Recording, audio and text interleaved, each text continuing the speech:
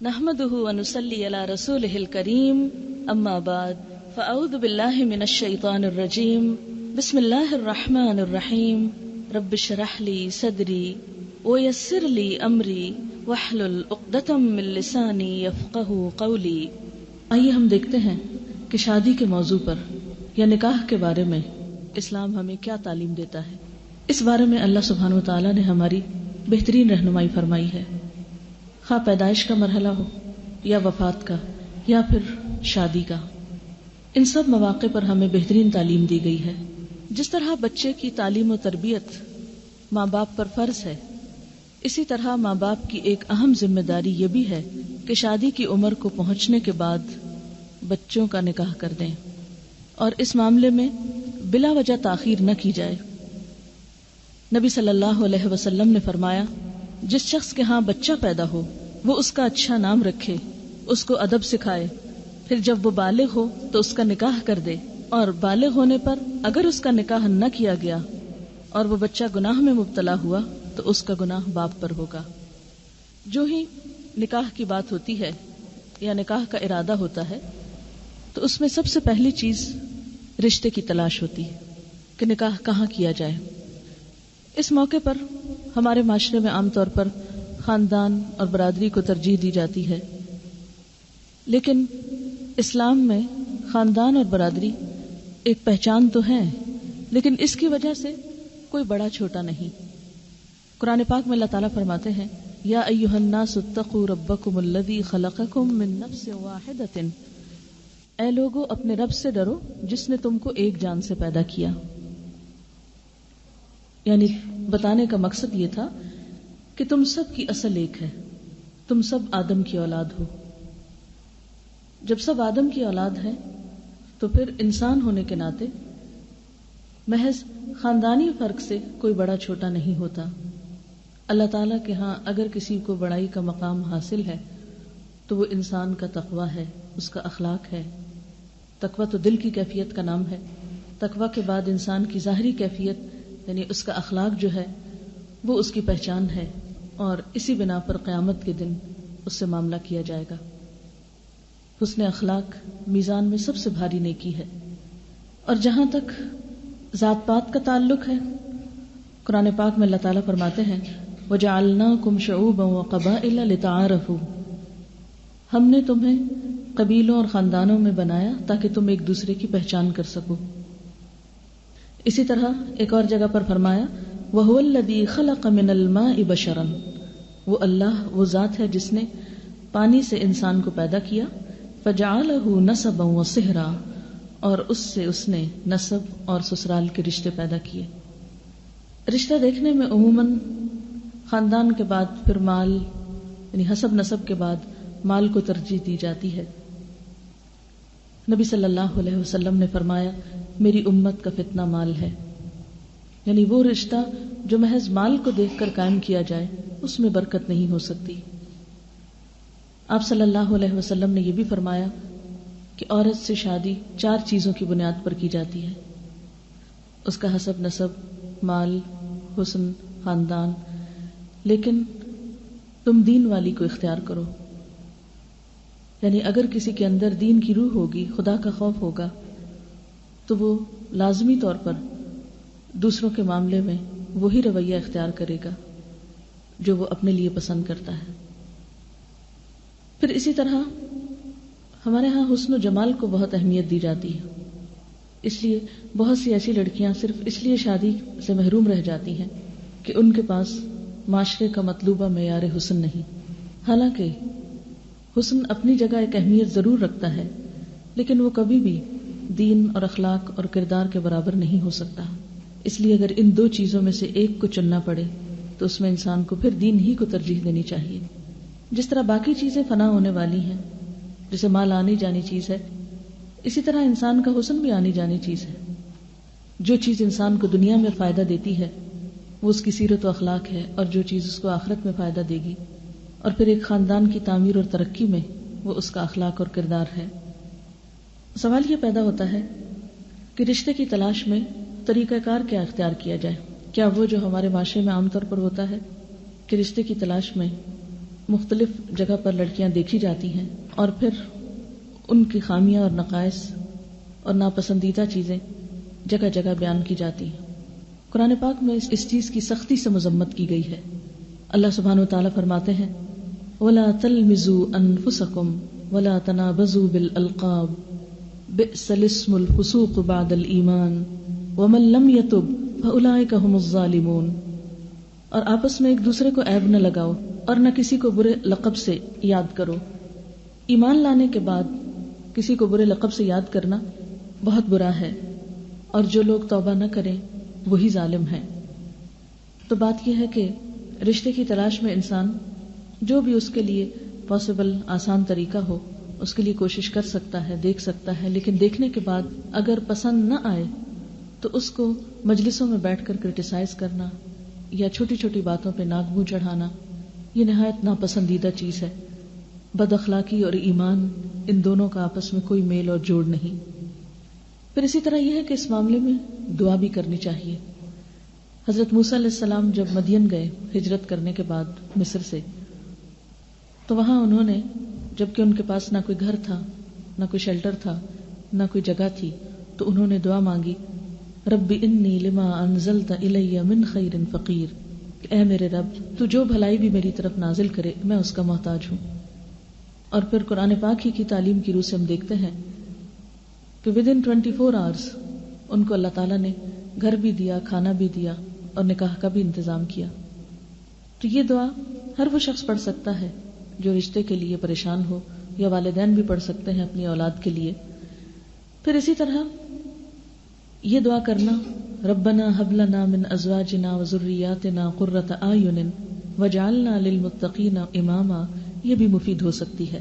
پھر یہ کہ پیشکش براہ راست بھی کی جا سکتی ہے اور انڈائریکٹلی بھی پیغام بھیجا جا سکتا ہے.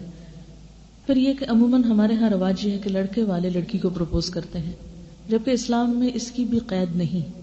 اگر کوئی اچھا رشتہ ہو تو لڑکی والے بھی لڑکے کو پروپوز کر سکتے ہیں، اور اس میں یہ کوئی عیب کی بات نہیں. یہ صرف ہمارے معاشرے کے اندر اس چیز کو عیب سمجھا جاتا ہے یا اپنی شان کے خلاف سمجھا جاتا ہے.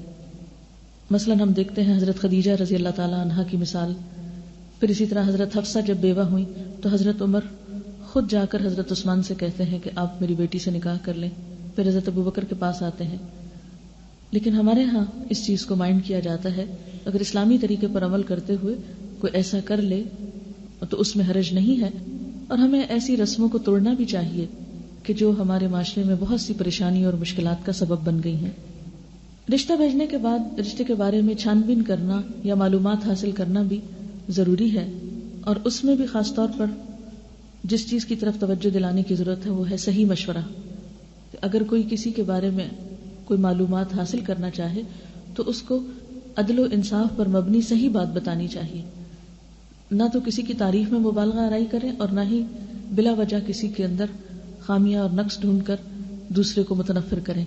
ہم دیکھتے ہیں کہ نبی صلی اللہ علیہ وسلم کے زمانے میں حضرت فاطمہ بنت قیس کو 2 لوگوں نے پیغام بھیجا، تو انہوں نے حضور صلی اللہ علیہ وسلم سے مشورہ کیا، تو آپ نے دونوں کے بارے میں درست بات ان کو بتا دی، اور پھر انہیں مجبور نہیں کیا کہ تم ان میں سے کس سے شادی کرو. بہرحال انہوں نے پھر اپنی مرضی سے ان دونوں میں سے ایک کو انتخاب کر لیا. پھر اسی طرح آپ صلی اللہ علیہ وسلم نے یہ بھی فرمایا ہے، جب ایک شخص نے ایک عورت سے نکاح کرنا چاہا تو آپ نے یہ بھی فرمایا کہ اس کو دیکھ لو، کیونکہ انصار کی عورتوں کی آنکھوں میں کچھ نقص ہوتا ہے، تو ایسا نہ ہو کہ بعد میں تمہیں نباہ کرنے میں مشکل ہو. تو اس سے یہ بھی پتہ چلتا ہے کہ نکاح کرنے سے پہلے لڑکی کو دیکھ لینا یہ بھی اسلام میں جائز ہے، اور اس کی بلکہ تلقین کی گئی ہے.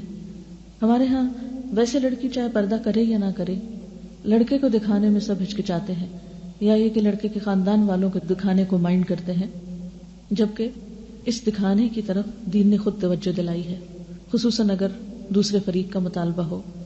اس کے بعد استخارہ کرنا چاہیے. استخارے سے کوئی غیب کی خبر نہیں پتہ چلتی، اور نہ ہی استخارے کا مطلب یہ ہے کہ آپ فیوچر کے بارے میں کچھ معلوم کریں. عموماً رواج یہ ہے کہ لوگ کسی سے استخارہ کراتے ہیں اور پوچھتے یہ ہے کہ اچھا آپ استخارہ کر کے ہمیں بتائیں کہ یہ چیز اچھی ہوگی یا نہیں ہوگی. تو یہ طریقہ درست نہیں ہے. استخارہ خود کرنا چاہیے. استخارہ کا مطلب ہے خیر کی دعا مانگنا، اللہ تعالیٰ سے ایک طرح سے خیر چاہنا. اور اس کا مسنون طریقہ کیا ہے کہ 2 نفل نماز پڑھی جائے اور اس کے بعد استخارے کی مسنون دعا کو پڑھ لیا جائے پوری خلوص کے ساتھ، یکسوئی کے ساتھ. اور اس دعا میں کیا چیز آتی ہے یا الفاظ کیا ہیں کہ اللہ تعالیٰ آپ جانتے ہیں اگر یہ چیز میرے حق میں بہتر ہے، میرے دین کے اعتبار سے، میری دنیا کے اعتبار سے، میری آخرت کے اعتبار سے، تو اس چیز کو میرے مقدر میں کر دے اور اسے میرے لیے آسان کر دے اور اس میں میرے لیے برکت پیدا کر دے. اور آپ جانتے ہیں کہ یہ بات میرے لیے، میرے دین میں، میری معاش میں، میری آخرت میں نقصان دہ ہے، بدترین ہے، تو مجھے اس سے پھیر دے اور اس کو مجھ سے پھیر دے اور جہاں بھی خیر ہے وہاں مجھے لے جا. یہ ہے سمپلی استخارہ. اگر یہ دعا زبانی نہ آتی ہے تو دیکھ کے بھی پڑھی جا سکتی ہے، اس کا ترجمہ بھی پڑھا جا سکتا ہے تاکہ دعا میں ایک روح پیدا ہو. اس کے بعد معاملہ اللہ تعالیٰ پہ چھوڑ دینا چاہیے اور اس معاملے میں توکل کرنا چاہیے. بہت زیادہ اندیشے اور تردد اور فکر اس سے حاصل کچھ نہیں ہوتا. بعض اوقات ہم ایک فیصلہ کر بھی لیتے ہیں، اس کے بعد پھر مطمئن نہیں ہوتے، پھر کبھی کوئی چیز پریشان کرتی، کبھی کوئی. ایسی صورت میں پھر اللہ تعالیٰ سے مدد مانگنی چاہیے اور نفل پڑھ کے دعا کرنی چاہیے.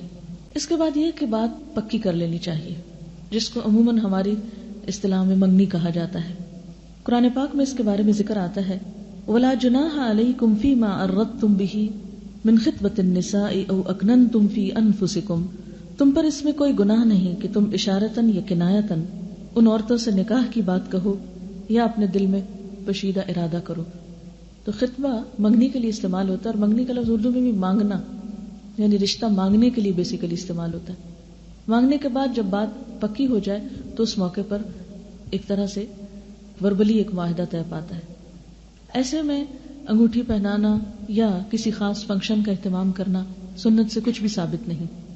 یہ بات آمنے سامنے بیٹھ کر بھی ہو سکتی ہے، یہ فون پر بھی ہو سکتی ہے، یہ ایک ملک سے دوسرے میں بھی ہو سکتی ہے. جب باقی تفصیلات طے ہو جائیں تو پھر زبان دینا جس کو کہتے ہیں، یا زبانی وعدہ جو ہے، یہ دراصل منگنی ہے. اور یہ وعدہ بھی ایک وعدہ ہے جیسے کوئی بھی اور وعدہ ہوتا ہے. یہ کھیل نہیں ہے کہ انسان ایک جگہ بات پکی کر لے. بات پکی کرنے کا مطلب ہے کہ وعدہ کر لے کہ ہاں میں یہ رشتہ دوں گا، یا یہ کہ لڑکا یہ کہے کہ میں یہاں شادی کروں گا اور پھر اس کے بعد کہیں اور کچھ تلاش شروع کر دے. یہاں تک منع کیا گیا ہے کہ کوئی دوسرا رشتے پہ رشتہ نہ ڈالے. نہیں، اگر ایک جگہ بات کسی کی پکی ہو گئی ہے تو اسے اس سے ہٹایا نہ جائے، اور بات پکی کرنے کے بعد اگر اس سے بہتر چیز بھی نظر آئے تو دھوکہ دہی کی کیفیت نہیں ہونی چاہیے کہ بہانے کر کے وہ رشتہ توڑ کے کسی دوسری طرف انسان جائے. نبی صلی اللہ علیہ وسلم نے فرمایا کوئی شخص دوسرے کے پیغام نکاح پر پیغام نہ دے جب تک کہ وہ نکاح نہ کر لے یا نکاح کا خیال ترک نہ کر دے. ہاں، اگر کسی اور وجہ سے یا نیچرلی وہ منگنی ٹوٹ گئی ہے یا بات ختم ہو گئی ہے تو پھر دوسرے کسی اور شخص کو اجازت ہے کہ وہ رشتہ بھیجے. حضرت علی رضی اللہ تعالیٰ عنہ نے حضرت فاطمہ کے لیے شادی کا پیغام بھجوایا اور آپ نے اسے قبول کر لیا. یہی منگنی تھی حضرت فاطمہ کی. بس انہوں نے میسج بھیجا، آپ نے کہا ٹھیک ہے، ختم، بات پکی ہوگی. کیونکہ انسان کی بات جو ہے یہی سب سے بڑی چیز ہے. عام طور پر ہمارے ہاں لڑکا خود لڑکی کو بازو کا انگوٹھی پہناتا ہے، تو یاد رکھیے کہ نکاح سے پہلے خواہ منگنی ہی کا موقع ہو، اکٹھے بیٹھنا یا لڑکی کے ہاتھ کو پکڑنا یا اس میں انگوٹھی پہنانا، یہ سب حرام کاموں میں سے ہیں. نبی صلی اللہ علیہ وسلم نے اس چیز سے منع فرمایا ہے. حضرت عائشہ فرماتی ہیں کہ رسول اللہ صلی اللہ علیہ وسلم کا ہاتھ مبارک کبھی کسی عورت سے نہیں لگا، یعنی آپ نے کبھی کسی عورت کا ہاتھ نہیں چھوا. البتہ آپ زبان سے عورتوں سے بات کرتے تھے. جب عورتیں زبان سے قول و قرار کر لیتی، یعنی بیعت دے دیتی، تو آپ فرماتے جاؤ میں نے تم سے بیعت لے لی ہے. اسی طرح ایک اور روایت میں آتا ہے کہ ایک انسان کا ہاتھ انگارے سے چھو جائے وہ زیادہ بہتر ہے بنسبت اس کے کہ کسی نامحرم سے چھوئے. پھر اسی طرح ہمارے معاشرے میں لڑکے کو بھی سونے کی انگوٹھی پہنائی جاتی ہے جبکہ مردوں کے لیے سونا حرام ہے. حضرت عبداللہ بن عباس سے روایت ہے کہ رسول اللہ صلی اللہ علیہ وسلم نے ایک مرد کے ہاتھ میں سونے کی انگوٹھی دیکھی. آپ نے اس کے ہاتھ سے وہ انگوٹھی اتاری اور دور پھینک دی. پھر فرمایا تم میں سے کوئی شخص آگ کے انگارے ہاتھ میں پہننا چاہتا ہے اور وہ سونے کی انگوٹھی پہن لیتا ہے. یعنی دین میں اس کی گنجائش نہیں، کیونکہ ہر چیز کا اپنا ایک اثر ہے. اصل حکمت تو اللہ تعالیٰ ہی جانتا ہے، لیکن سونا پہننے کے بعد جو لطیف جذبات پیدا ہوتے ہیں وہ عورت کے لیے تو جائز ہیں یا درست ہیں، لیکن مرد کے لیے درست نہیں. کیونکہ اسلام میں مردوں کو عورتوں سے مختلف ہونا چاہیے اور دونوں کی سوچ اور دونوں کے مزاج میں بھی فرق ہونا چاہیے. مرد سونا پہن کر اگر عورت ہی نظر آئے تو ان کی مردانگی نہیں. اسی طرح منگنی کے بعد اگرچہ ایک بات قرار پاتی ہے. لیکن چونکہ نکاح نہیں ہوتا اس لیے لڑکے اور لڑکی کا تنہا کہیں باہر نکلنا یا بہت زیادہ ٹیلی فون پہ گفتگو کرنا یا اسی طرح اکیلے کہیں شاپنگ کرنا یا گھومنا پھرنا یہ درست نہیں. منگنی کے بعد نکاح کی تیاری جلدی کرنی چاہیے.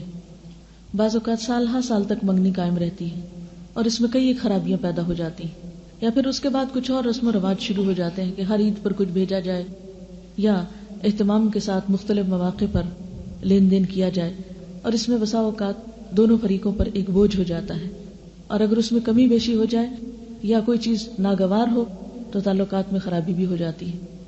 اس لیے منگنی کو بہت لمبا نہیں ہونا چاہیے. اس کے بعد شادی کی تیاری کرنی چاہیے. شادی کی تیاری میں پہلی چیز جو ہمارے ہاں عام طور پر ہوتی ہے وہ جہیز ہے. جہیز کا لفظی مطلب بھی تیاری ہے یا سامان کی تیاری. ہمارے دین میں اللہ تعالیٰ نے مرد کو قوام بنایا ہے. یہ مرد کی ذمہ داری رکھی ہے کہ وہ عورت کا بوجھ اٹھائے، اس کی تمام ذمہ داریوں کو پورا کرے، اس کے نان نفقے کا اہتمام کرے. لیکن ہندوانہ اثرات سے ہمارے ہاں یہ بوجھ لڑکی کے والدین پہ ڈال دیا گیا ہے. اب ایک ایوریج گھرانہ جس کے پاس صرف اتنی تنخواہ ہے کہ وہ اپنا کھانا پینا پورا کر سکے، اگر اس پر ایک نئے گھر کی تیاری کی بھی ساری ذمہ داری ڈال دی جائے تو یہ بہت مشکل کام ہے. عام طور پر لوگ اس میں حضرت فاطمہ کے جہیز کو دلیل بناتے ہیں، لیکن یہ بھول جاتے ہیں حضرت علی رضی اللہ تعالی عنہ شادی سے پہلے بھی حضور صلی اللہ علیہ وسلم کی کفالت میں تھے، یعنی ان کے گارڈین بھی آپ تھے، یعنی بیٹی بھی آپ کی تھی اور حضرت علی کے گارڈین بھی آپ خود تھے. اس لیے ایک نیا گھر بنانے کے لیے جو کچھ آپ نے بیٹی کو دیا وہ ایک طرف سے دونوں کی طرف سے ہی تھا. لیکن کہیں نہیں یہ بات ثابت ہوتی کہ حضرت خدیجہ نے کوئی جہیز تیار کیا ہو اپنی شادی کے لیے یا پھر اس کے بعد اور ازواج مطہرات سے جہیز لیا گیا ہو. کیونکہ اگر شادی سے پہلے مرد ذمہ داری اٹھانے کے لیے تیار نہیں تو بعد میں کیا ذمہ داری نبھائے گا. مرد کا اللہ تعالیٰ نے رتبہ بھی اسی وجہ سے زیادہ رکھا ہے عورت پر. قرآن پاک میں آتا ہے کہ الرجال قوامون علی النساء بما انفقوا من اموالہم. مرد جو ہیں وہ عورتوں پر قوام ہیں اس وجہ سے وہ اپنے مالوں میں سے خرچ کرتے ہیں. اسی لیے شادی کے موقع پر مہر دینا لازم قرار دیا گیا، اسے نکاح کے ارکان میں سے قرار دیا گیا. پھر اس کے بعد یہ ہے کہ جب شادی کا موقع آتا ہے اس موقع پر بھی بعض اوقات اتنی طویل تیاریاں ہوتی ہیں کہ جس میں بعض فرائض بھی ضائع ہونے کا اندیشہ ہوتا ہے.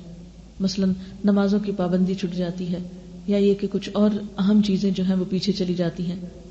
بعض اوقات جہیز کی تیاری میں زکوٰۃ دینا انسان فراموش کر دیتا ہے یا رشتہ داروں کے باقی حقوق کی ادائیگی نہیں کر پاتا. تو ایسی صورت میں ان تمام چیزوں میں اعتدال ضروری ہے. جہاں تک جہیز کا تعلق ہے اس میں جو اسراف ہو رہا ہے اس کی وجہ سے سارے معاشرے پر اثرات کیا مرتب ہو رہے ہیں. اس میں ایک عالمی ادارے کی رپورٹ کے مطابق پاکستان میں 1 کروڑ سے زائد لڑکیاں شادی کے انتظار میں ہیں. 40 لاکھ لڑکیاں ایسی ہیں جن کی شادی کی عمر بھی گزر چکی ہے. کئی والدین حسرت لیے دنیا سے رخصت ہو چکے ہیں. اور اس میں ان شادیوں کے نہ ہونے میں ایک بہت سی اور وجوہات بھی ہیں، لیکن ایک بڑی وجہ جہیز ہے. یعنی لڑکی کے دیکھنے کے ساتھ ہی یہ دیکھا جاتا ہے کہ وہ مال کیا لائے گی. جن والدین نے ایک بچی کو پیدا کیا ہے، پالا پوسا ہے، اس کی تعلیم و تربیت کا انتظام کیا ہے، اس سے بڑا تحفہ کوئی آپ کو اور کیا دے سکتا ہے. اور پھر خاص طور پر جو ہمارے معاشرے میں یہ کہ لسٹ پکڑا دی جاتی ہے کہ یہ اور یہ چیزیں مہیا کی جانی چاہیے، اور اگر اس لسٹ کے مطابق چیزیں نہیں آتی تو عمر بھر لڑکی کو تانے دیے جاتے ہیں. یہ طریقہ کہیں بھی اسلامی طریقہ نہیں. پہلی بات تو یہ کہ ایسا مطالبہ بھی ناجائز ہے، اور دوسرے پہ کسی بھی قسم کا دباؤ ڈال کر کچھ حاصل کرنا تو اس کے لیے قرآن پاک میں اللہ تعالیٰ فرماتے ہیں یا ایھا الذین آمنوا لا تأکلوا اموالکم بینکم بالباطل. اے ایمان والو ایک دوسرے کے مال باطل طریقوں سے نہ کھاؤ. ایک اور حدیث میں آتا ہے علی المسلم حرام دمہ ومالہ وعرضہ. ایک مسلمان پر دوسرے مسلمان کا خون، اس کا مال اور اس کی عزت و آبرو حرام ہے. کہ کسی بچی کو تانے دیے جائیں یا اس کو ستایا جائے صرف اس وجہ سے کہ وہ مطلوبہ جہیز لے کر نہیں آئی. ایسا کرنا ظلم ہے، اور ظلم قیامت کے دن کے اندھیرے بن جائے گا. الظلم ظلمات یوم القیامہ. لیکن اس کا یہ مطلب بھی نہیں کہ انسان اپنی بیٹی کو کوئی بھی چیز دے نہیں سکتا. یا کچھ بھی دینا حرام ہے یا ممنوع ہے. ایسے میں جب ایک نیا گھر بنتا ہے تو دونوں خاندان مل کر اگر نئے جوڑے کے لیے کوئی بھی چیز تیار کرتے ہیں ضروریات میں سے جتنی استطاعت ہے ان کی یا اپنے شوق یا خوشی سے، تو اس کے بارے میں کہیں ممانعت بھی نہیں آئی کہ ایسا کرنا بالکل حرام یا ممنوعات میں سے ہے. یہ وہ چیز ہے جس کے بارے میں شریعت نے خاموشی اختیار کی ہے، یعنی دونوں فریقین کی رضامندی پہ رکھا ہے. ہمارے ہاں ایک اور چیز یہ بھی ہے کہ لڑکی کو بعض اوقات وراثت سے محروم کر دیا جاتا ہے، یہ کہہ کر کہ تمہاری شادی کے موقع پر تمہیں اتنے کا جہیز دیا گیا تھا، وہ ورثے سے منہا کر لیا گیا، یا وہ سمجھو کہ تمہارا ورثہ ہی تھا. حالانکہ ورثہ جو ہے وہ مرنے کے بعد تقسیم ہوتا ہے، جبکہ جہیز تو زندگی میں دیا جاتا ہے. شادی میں اہم ترین چیز نکاح اور ولیمہ ہے. باقی چیزیں عموماً ہم صرف معاشرتی رسوم و رواج کی وجہ سے کرتے ہیں، جبکہ شادی کا اصل بڑا حصہ نکاح ہے. یہاں چلتے چلتے یہ بات بھی کی جائے کہ نکاح کرنا ضروری کیوں ہے. مرد اور عورت کا جو تعلق ہے اس کے بارے میں دنیا میں دو انتہائیں پائی جاتی ہیں. ایک انتہا یہ ہے کہ کسی بھی قانونی بندھن کے بغیر آزادانہ تعلق قائم کیا جائے، جو مرد جس عورت سے چاہے اور جو عورت جس مرد سے چاہے تعلق قائم کر لے. ایک دوسری انتہائی نظریہ یہ ہے کہ شادی کی ہی نہ جائے، اور شادی کا نہ کرنا بہت ثواب کا کام ہے، جیسا کہ بعض مذاہب میں کہا جاتا ہے. اسلام نے ان دو انتہاؤں کے درمیان ایک اعتدال کا راستہ بتایا ہے. نہ تو اس تعلق کو بالکل بے لگام چھوڑ دیا اور نہ ہی اس کے نہ کرنے کو عبادت قرار دیا، بلکہ اسے چند پابندیوں کے ساتھ جائز قرار دیا گیا اور اس کے فوائد بھی بتائے گئے. آپ دیکھتے ہیں کہ اگر کسی بھی قانونی معاہدے کے بغیر ایک مرد اور عورت اکٹھے رہتے ہیں، اس میں آپ دیکھیں کہ کوئی بھی ایک دوسرے کے حقوق ادا کرنے کے لیے کسی کو باؤنڈ نہیں کر سکتا، کوئی صحیح معنوں میں ایک دوسرے کی ذمہ داری نہیں اٹھا سکتا. مرد اور عورت کا ایسا تعلق پھر ذاتی لطف اور خود غرضی کے لیے تو ہو سکتا ہے، لیکن شادی کا جو اصل مقصد ہے کہ ایک خاندان وجود میں آئے، نسل انسانی کی بہترین تربیت ہو، وہ پورا نہیں ہو سکتا. اور اگر نکاح کے قانونی تقاضوں کے بغیر ایک تعلق وجود میں آتا ہے تو اس میں آپ دیکھیں کہ مرد کسی وقت بھی ایک عورت کو راہ میں چھوڑ کے جا سکتا ہے، اور عورت سنگل پیرنٹ ہو کر بچے کی پیدائش کا ذمہ بھی لے اور پھر اس کو پالنے پوسنے کا بھی. اس لیے اسلام نے عورت اور مرد اور پھر آئندہ نسلوں کی فلاح و بہبود کے لیے اس کے ساتھ کئی ایک پابندیاں بھی عائد کی ہیں. اسی لیے ہم دیکھتے ہیں کہ بعض صورتوں میں نکاح فرض ہے، خاص طور پر اس وقت جب کہ گناہ میں پڑنے کا اندیشہ ہو، لیکن عام طور پر اس کی حیثیت سنت کی ہے، اور نکاح کرنا جو ہے وہ اجر و ثواب کا باعث ہے. اور بلا وجہ اس سے منہ موڑنا، بغیر کسی حقیقی وجہ کے اس سے روگردانی کرنا، بغیر کسی حقیقی وجہ کے اور بغیر کسی حقیقی عذر کے اس سے منہ موڑنا جو ہے وہ ناپسندیدہ ہے. نبی صلی اللہ علیہ وسلم نے فرمایا، من رغب عن سنتی فلیس منی، جو میری سنت سے منہ موڑے اس کا مجھ سے کوئی تعلق نہیں.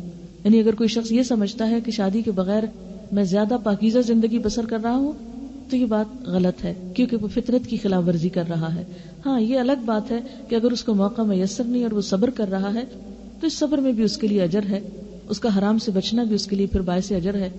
اگر اسے کہیں بھی اندیشہ ہو کہ وہ حرام میں پڑ سکتا ہے اور نکاح نہیں کرنے کا کوئی موقع، تو پھر روزوں کی کثرت کا حکم دیا گیا ہے. نکاح بنیادی طور پر انسان کو بدکاری سے بچاتا ہے. نبی صلی اللہ علیہ وسلم نے فرمایا، اے جوان لوگو، تم میں سے جو استطاعت رکھے وہ نکاح کرے، اس لیے کہ نکاح آنکھوں کو نیچا رکھتا ہے، شرمگاہ کو بچاتا ہے.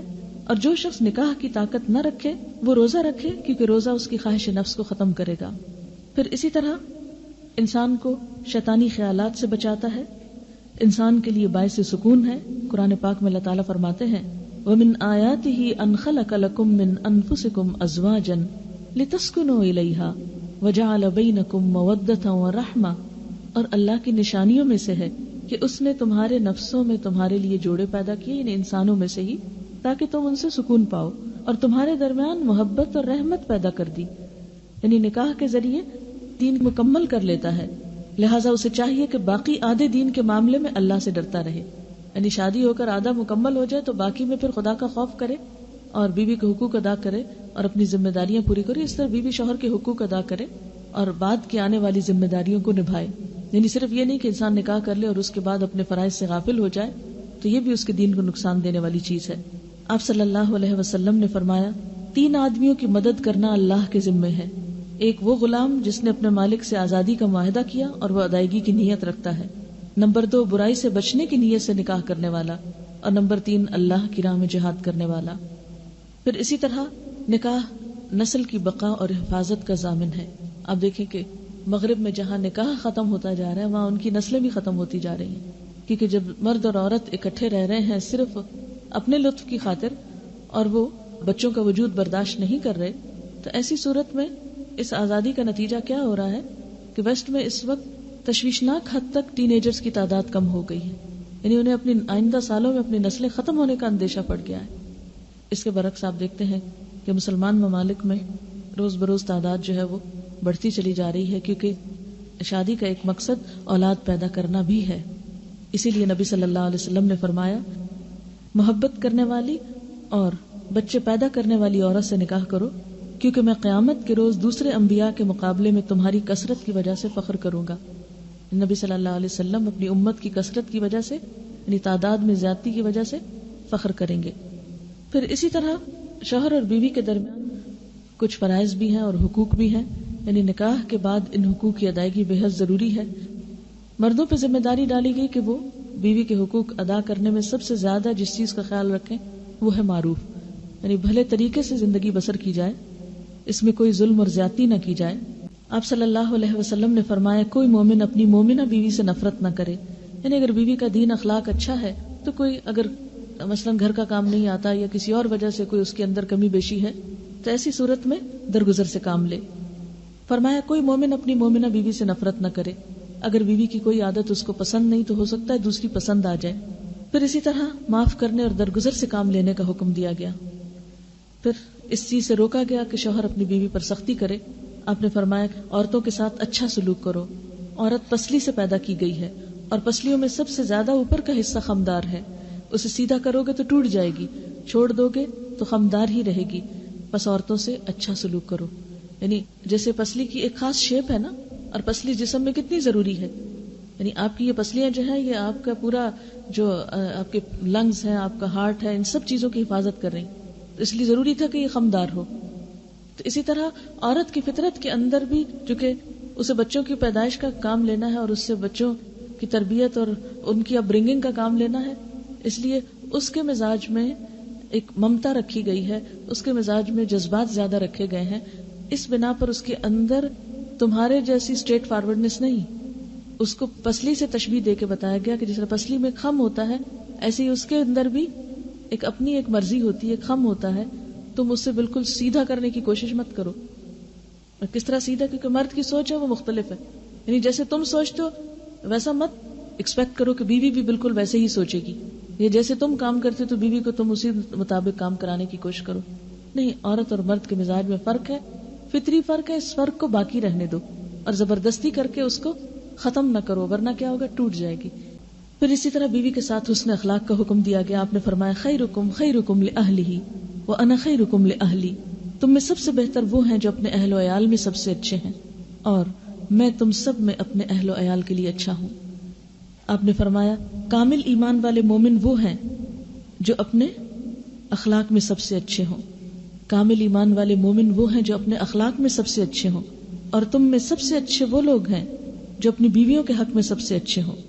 پھر اسی طرح یہ ہے کہ عورت پر بھی کچھ ذمہ داریاں عائد کی گئی۔ قرآن پاک میں اللہ تعالیٰ فرماتے ہیں فالصالحات قانتات، نیک عورتیں فرما بردار ہوتی ہیں، یعنی شوہر کی بات مانتی ہیں۔ دوسری اہم ذمہ داری عورت پر یہ ہے کہ اپنی عزت و آبرو کی حفاظت کرے اور کوئی ایسا کام نہ کرے جس سے شوہر بیوی کی وفاداری میں شک کرے، کیونکہ شک رشتے کا سارا حسن ختم کر دیتا ہے۔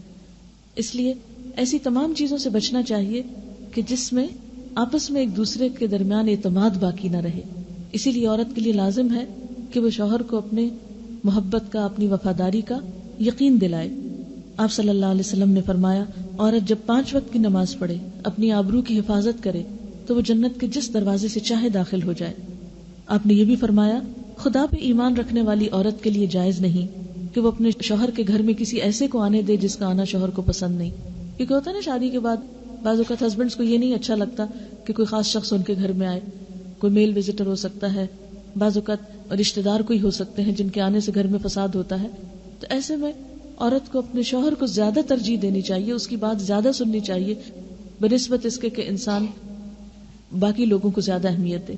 اور حقیقت یہ ہے کہ ازدواجی زندگی کی خوشیوں کا راز اس میں ہے کہ شادی کے بعد شوہر ہر دوسرے رشتے سے زیادہ اہم ہو جائے. نبی صلی اللہ علیہ وسلم نے فرمایا، جب تم میں سے کوئی اپنے شوہر کی خوشی کا خیال رکھتی ہے تو گھر بیٹھ کر اس سارے اجر کو پا لیتی ہے جو شوہر باہر جا کے کما رہا ہوتا ہے. یعنی بڑے بڑے کام جو مرد جہاد اور جمعہ کی نماز اور مسجد کی نمازیں اور اسی طرح کے اور بڑے کام کر رہے ہوتے ہیں، ایک عورت اگر شوہر کی خوشی کا خیال رکھتی ہے اور اس کی اطاعت گزار اور وفادار ہوتی ہے تو ان ساری نیکیوں کا اجر جو شوہر باہر کما رہا ہے اسے گھر میں بیٹھ کے مل جاتا ہے. پھر اسی طرح یہ ہے کہ شوہر کا شکر گزار ہونا چاہیے. نبی صلی اللہ علیہ وسلم ایک مرتبہ حضرت اسما کے پاس سے گزرے، وہ اپنی پڑوسن سہیلیوں کے ساتھ تھی. وہ کہتی ہے کہ آپ نے ہمیں سلام کیا اور ارشاد فرمایا، تم پر جن کا احسان ہے ان کی ناشکری سے بچو. تم میں سے ایک کافی دنوں تک اپنے ماں باپ کے گھر بن بیاہی بیٹھی رہتی ہے، پھر اللہ تعالیٰ اس کو شوہر عطا کرتا ہے، اولاد دیتا ہے. ان سارے احسانات کے باوجود اگر کسی بات پہ شوہر سے خفا ہوتی ہے تو کہہ اٹھتی ہے، مجھے تمہاری طرف سے کبھی کوئی خوشی نہیں ملی، مجھے اس گھر میں کبھی کچھ نہیں ملا. تو یہ ناشکری کا جملہ ہے اور اس سے پرہیز کرنا چاہیے، کیونکہ حدیث میں آتا ہے قیامت کے دن اللہ تعالیٰ اس عورت کی طرف نظر اٹھا کے نہیں دیکھے گا جو شوہر کی ناشکری ہوگی. یعنی اللہ تعالیٰ کو ناراض کرنے والی بات ہے. اسی طرح شوہر کی چھوٹی چھوٹی خوشیوں کا خیال رکھنا، اس کی ضروریات کو پورا کرنا، اس کے کام خوشی سے کرنا، یہ بھی ازواجی تعلقات کو بہترین بناتا ہے. مثلا حضرت عائشہ رضی اللہ تعالیٰ عنہ سے مروی ہے کہ وہ حضور صلی اللہ علیہ وسلم کو اپنے ہاتھوں سے تیل لگایا کرتی تھی، خود خوشبو لگاتی تھی. حالانکہ یہ دو کام انسان اپنے لیے خود بھی کر سکتا ہے، لیکن دوسرے شخص کا یہ چھوٹے چھوٹے کام کرنا دراصل کیا ظاہر کرتا ہے؟ میں تمہاری کیئر کرتی ہوں، یا یہ کہ میرے دل میں تمہاری اہمیت ہے. ایک اچھی بیوی کی خوبیاں کیا ہیں؟ نبی صلی اللہ علیہ وسلم نے فرمایا، مومن کے لیے تقوی کے بعد سب سے بہترین نعمت اچھی بیوی ہے. جب وہ اسے کسی کام کو کہے تو خوشی سے کر دے، جب اس پہ نگاہ ڈالے تو اس کو خوش کر دے، جب اس کے بھروسے پہ قسم کھا بیٹھے تو قسم پوری کر دے، جب کہیں چلا جائے تو پیچھے اپنی عزت و آبرو کی حفاظت کرے، اور شوہر کے مال و اسباب کی نگرانی میں شوہر کی خیرخواہ اور وفادار رہے. اسی طرح زیب و زینت، صفائی ستھرائی، سلیقہ، گھر کا صاف رکھنا، یہ بھی ازدواجی زندگی کی خوشیوں کے لیے بہت اہم ہے. پھر اسی طرح یہ ہے کہ شوہر اور بیوی کا جو باہمی تعلق ہے اسے ہن لباس لکم وانتم لباس لہن سے تعبیر کیا گیا. تم ان کا لباس ہو، وہ تمہارا لباس ہے. اور لباس کا سب سے بڑا کام کیا ہے؟ ایک دوسرے کے پردہ پوشی، ایک دوسرے کی غلطیوں کو چھپانا، نہ کہ مجلسوں کا عنوان بنانا. آپ صلی اللہ علیہ وسلم نے فرمایا، تم میں سے ہر ایک کو شکر گزار دل، ذکر کرنے والی زبان، مومنہ بیوی جو آخرت کے بارے میں تمہاری مددگار ثابت ہو، حاصل کرنے کی کوشش کرنی چاہیے. یعنی یہ زندگی کی نعمتوں میں سے ہے، شکر گزار دل، ذکر کرنے والی زبان اور نیک بیوی. جس کو یہ نصیب ہو جائے اس کے لیے یہ دنیا بھی راحت ہو جاتی ہے، یہ دنیا بھی جنت بن جاتی ہے. اس کے لیے ہمیں ایک اچھی عورت اور اچھی بیوی بننے کے لیے صحابیات کی زندگی کا مطالعہ کرنا چاہیے، اور خصوصاً ان عورتوں کی زندگی کا جن کے بارے میں نبی صلی اللہ علیہ وسلم نے فرمایا کائنات کی بہترین خواتین 4 ہیں: مریم بنت عمران، خدیجہ بنت خویلد، فاطمہ بنت محمد اور فرعون کی بیوی حضرت آسیہ. یعنی ان کے کردار کو اپریشیٹ کیا گیا. پھر اس کے علاوہ یہ ہے کہ شادی صرف لڑکے اور لڑکی کی نہیں ہوتی، اس کے ساتھ 2 خاندانوں کے درمیان بھی ایک گہرا تعلق وجود میں آتا ہے جو بعض اوقات نیا ہونے کی وجہ سے کئی مس انڈرسٹینڈنگز کا شکار ہو جاتا ہے. لڑکی کے لیے لڑکے کے والدین اور لڑکے کے لیے لڑکی کے والدین سسرال کہلاتے ہیں. دونوں کے والدین کی عزت اور احترام جو ہے وہ بے حد ضروری ہے. بعض اوقات لڑکے کے والدین کی عزت و احترام تو بہت اہم سمجھی جاتی ہے، لیکن لڑکی کے والدین کو ہمیشہ نیچا ہی کیا جاتا ہے. یہ ہمارے معاشرے کی ایک بہت ہی بدقسمتی ہے کہ لڑکی کے والدین کو بس جھکا کر ہی رکھا جاتا ہے کہ جرم ہے ان کا، انہوں نے لڑکی کو پیدا کیا. یہ بہت ہی ایک غلط قسم کی رسم ہے. اس میں ہونا کیا چاہیے؟ یعنی لڑکی جو ہے وہ اپنے شوہر کے والدین کی عزت کو اپنا فرض سمجھے، اور اسی طرح لڑکا جو ہے وہ بیوی کے والدین کی دل و جان سے عزت کرے. یعنی اگر وہ چاہتے ہیں کہ آپس میں تعلق درست رہے تو صرف ایک دوسرے کی عزت سے بات نہیں بنے گی. ماں باپ سب کو پیارے ہوتے چاہے وہ خرابی کیوں نہ ہو, کیسے بھی ہو, تو ایک دوسرے کے ماں باپ کی عزت جو ہے وہ بھی بہت ضروری ہے. بعض لوگ یہ کہتے ہیں کہ قرآن پاک میں کہاں ساس سسر کا ذکر کیا گیا ہے اور کہاں ان کے حقوق بتائے گئے ہیں, لیکن بات یہ ہے کہ ساس سسر جو ہیں دونوں طرف کے والدین کے درجے میں ہے, اور جہاں والدین کا درجہ آ جاتا ہے تو وہاں پر پھر دوسری کوئی بات فائدہ نہیں دیتی.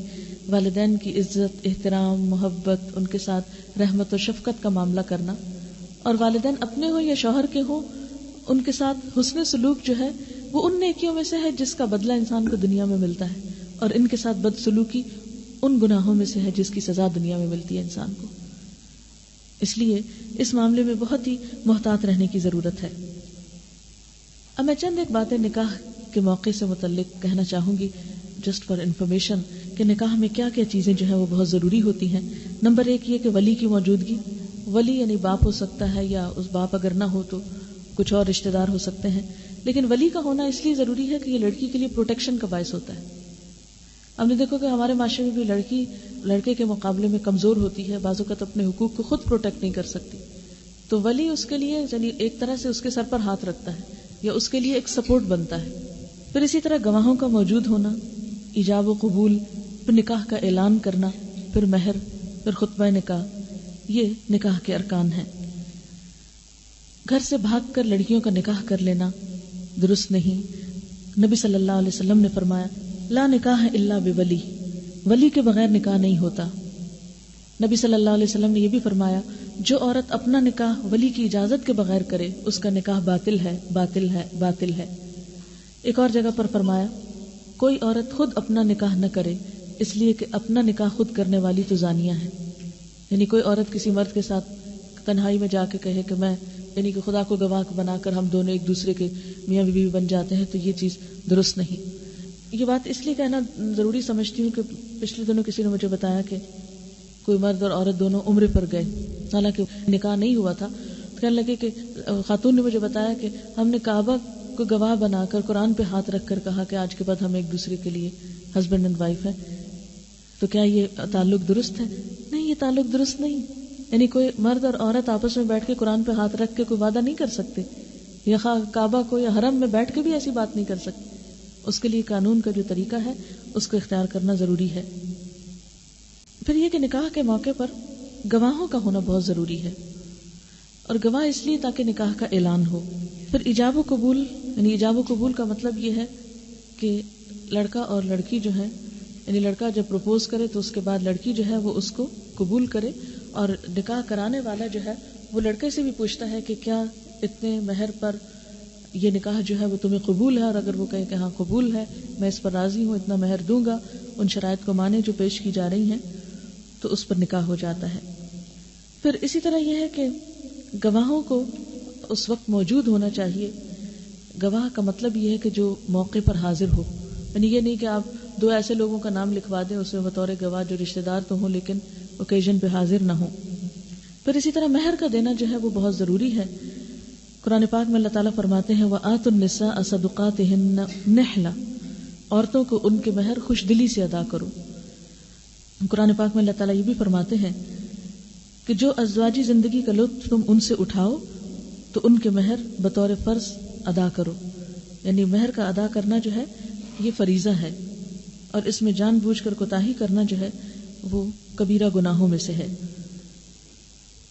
پھر اسی طرح ہم دیکھتے ہیں کہ نکاح کے بعد مہر فوراً بھی دیا جا سکتا ہے اور قدر تاخیر سے بھی, یکمشت بھی دیا جا سکتا ہے جو بھی مقرر ہو, اور قسط وار بھی دیا جا سکتا ہے. پھر اگر کسی کے پاس مثلا مال نہ ہو یا دینے کی کوئی چیز نہ ہو تو تعلیم وغیرہ بھی مہر ہو سکتی ہے, کہ اگر اس کا وہ تعلیم کا بندوبست یا خود سکھائے یا بعد میں اس کی تعلیم کا ذمہ اٹھائی. اور پھر کوئی مقدار مقرر نہیں کی گئی کم سے کم یا زیادہ مہر کی. ہمارے ہاں یہ جو 32 روپے والا مہر ہے یا 32.5 کا, اس کا کوئی شرعی جواز نہیں ہے. حضرت انس کہتے ہیں کہ ابو طلحہ نے ام سلیم سے نکاح کی درخواست کی تو انہوں نے کہا کہ تم تو ایک مشرک انسان ہو, فلاں شخص نے درخت کاٹ کے جو بت بنایا تم اس کو پوجتے ہو, تو میں تم سے شادی کیسے کر سکتی ہوں جبکہ میں ایک رب کو مانتی ہوں. ہاں اگر تم مسلمان ہو جاؤ تو یہی میرا مہر ہوگا. تو اس پر انہوں نے مہر اور کچھ نہیں لیا، ان کا مسلمان ہونا ہی ان کا مہر تھا. یعنی کوئی بھی چیز جو عورت بطور شرط رکھ سکتی ہے جس کو مہر وہ پسند کرے، اور اس میں بھی عورت کی رضامندی ضروری ہے. بعض اوقات تو پوچھا ہی نہیں جاتا، خود ہی طے کر دیا جاتا ہے، لیکن آسان طریقہ یہ ہے کہ عورت کی رضامندی اس معاملے میں لی جائے. پھر یہ کہ بعض اوقات یہ کہا جاتا ہے کہ اچھا بعد میں طے کر لیں گے، تو اس میں پھر مہر مثل دینا ہوتا ہے، خاندان کی دوسری لڑکیوں کو جتنا ملتا ہے اسی کے مطابق طے ہو سکتا ہے. آپ صلی اللہ علیہ وسلم نے نکاح کا اعلان کرنے کو بھی کہا، یعنی خفیہ نکاح نکاح نہیں، یعنی چھپ کے نکاح نہیں ہو سکتا.